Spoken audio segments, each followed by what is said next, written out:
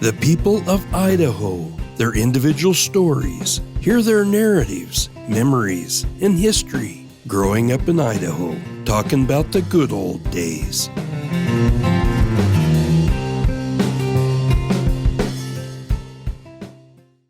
Hello, everyone. Welcome to Growing Up in Idaho. Today, we're going to be talking about the good old days from around 1927.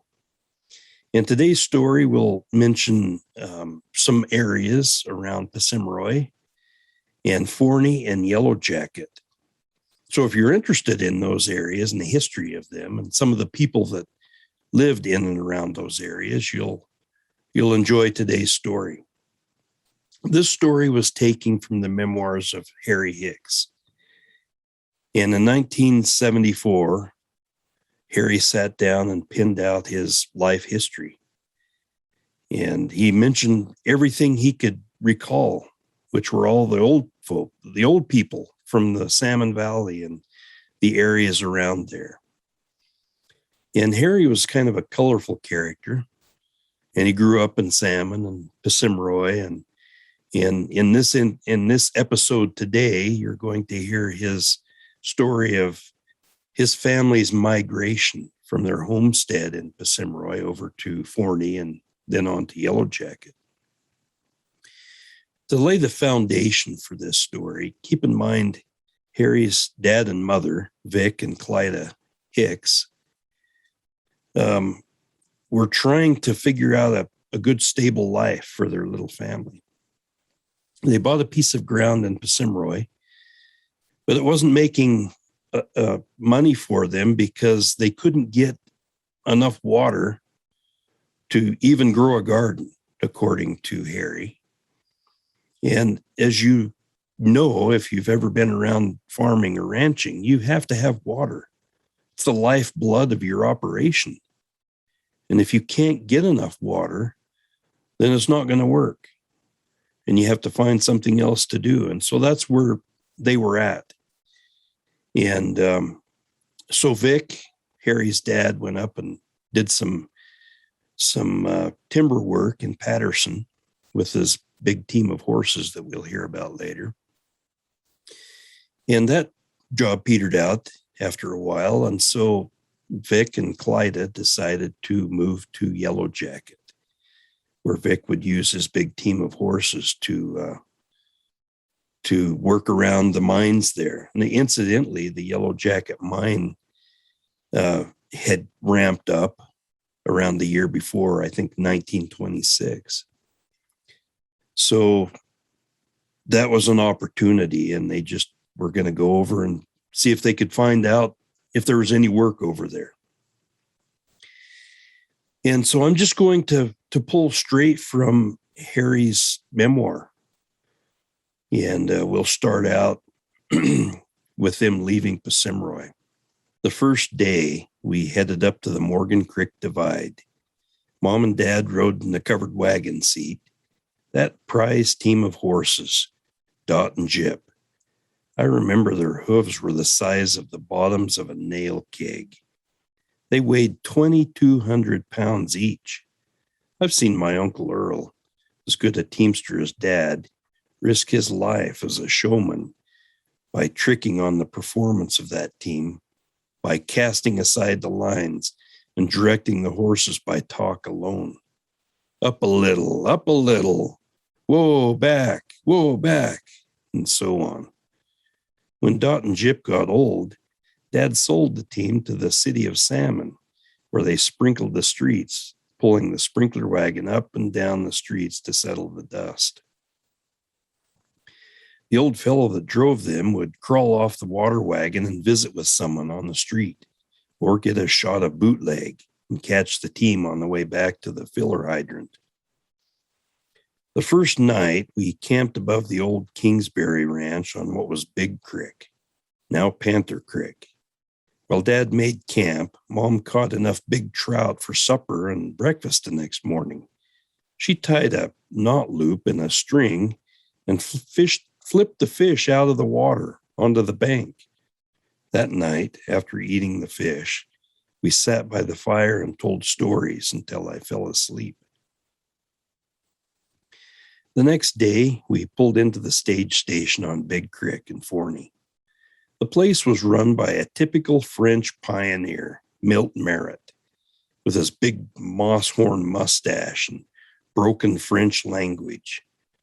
Mom got a job working there as a cook for the freighters that stopped in, and for the pilgrims, the salesmen, and the miners and such that came along the road. Dad went on to Yellow Jacket to find us a place to get settled in. My sister and I started school in Forney. The schoolhouse was a mile or so below town. The O'Connor kids went to school there too. I would meet every freight string of wagons as they came in, and I got to know them all. There was Hilliard Griebler, who was from Tennessee and drove an 8 or 10 mule hitch. He had a jockey box full of rocks and would cuss and throw rocks to the leaders of his string because he couldn't reach them with his whip. Then there was Feral Terry, a gentle saint, but all man, who had a great sense of humor. I later worked for him in the CCCs. I remember Charlie Mitchell, the stage driver. His boy Charlie and I went to school together in Salmon later on. Then there was Kurt Roberts, another ring-tailed, rootin'-tootin', mean son of a gun from Tennessee, same as Rufus Isley. So that's the end of the first section of Harry's story. Incidentally, I did some research and found a really interesting volume of Idaho history that was given in interview form. And it was given by none other than a man named Wayne OConnor, who was from the O'Connor family that lived in Forney when Harry Hicks and his family went through there. And the interview that he gave was done in 1969. And let me give you a little history of the O'Connor family. They migrated to Idaho from Iowa in the 1890s. Wayne was the son of Frank and Belle O'Connor, and he was born in 1897. And the O'Connors moved to Forney in 1907 and lived on the ranch there for some time. And this interview I found was given to Don Smith in Salmon in 1969, like I mentioned. And Wayne discussed events in Forney near the same time the Hickses went through. And incidentally, Wayne's father drove the mail route to the Singheiser mine, Myers Cove, and on into Yellow Jacket. And he had an unfortunate incident in 1912, was thrown from a horse and was killed. And so after Wayne's father died, the rest of the family continued to keep the ranch up there in Forney. And according to this Wayne O'Connor, Milt Merritt's name was actually Malcolm Benjamin Merritt. Now, this is the guy who ran the stage station there in Forney. But people generally just called him Milt or Malk for short. And according to Wayne O'Connor, this Merritt was a little short, heavy-set fellow and was crooked as could be. He was in the horse stealing business for a long time until the government got after him.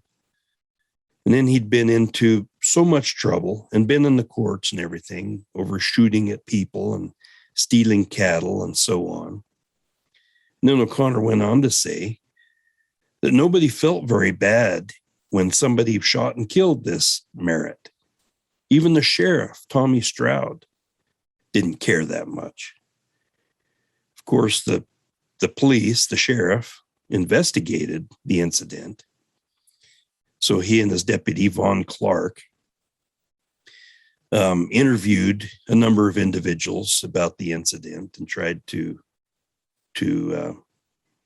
see if there was any evidence on who might have done it. But everyone had a solid alibi, and the case was eventually dropped and closed. So the year this Merritt was killed was 1934. And that interview with Wayne OConnor from 1969 can be found on the internet. If any of you are interested in having a copy of that, I will send it to you in PDF form. Anyway, so we'll continue Harry's story from his memoir. He said, later that fall, we were to leave the schoolhouse at Forney, and Mother was to leave the cooking job, and we were to move over to Yellow Jacket. The road, as I remember, went up the same side creek where Forney was located, not the canyon where the OConnor Ranch is now. Mrs. OConnor, incidentally, raised several good boys and girls there on that ranch after her husband's death in 1912. I believe I knew all of them. They're scattered all over now, same as we all are. We got an early start out of Forney. I remember the sounds the horses made as they pulled the two wagons with our stuff and junk, the creak of the leather and the jingle of the chains and the smells of the horses and the plump, plump, plump of those huge feet as they set down on everything. I could hardly keep my head on my shoulders as I kept rocking around. This part of the road was creek bottom and was extremely rough. It became easier, however, as the road began to rise and climb. Along in the evening, we came to the town of Yellow Jacket. That had its beginning through Mr. Steen. Much later, my wife and I were to get to know the son of Mr. Steen, a man in his 40s, Heber Steen, and we became good friends. What a thrill it was to see the town itself. Such a hurry and scurry of building.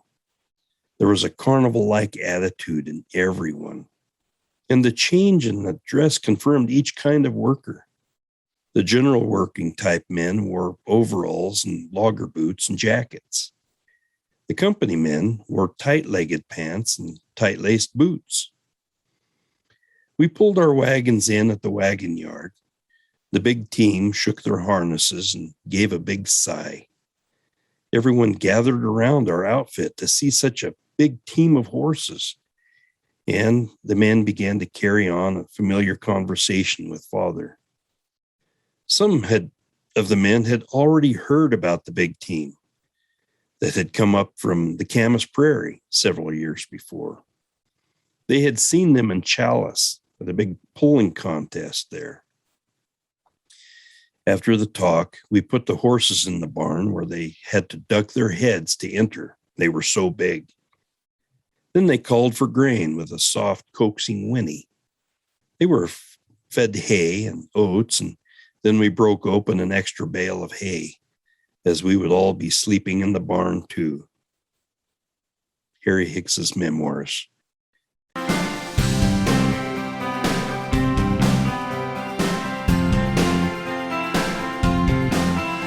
Thanks for listening. Growing Up in Idaho, the Good Old Days.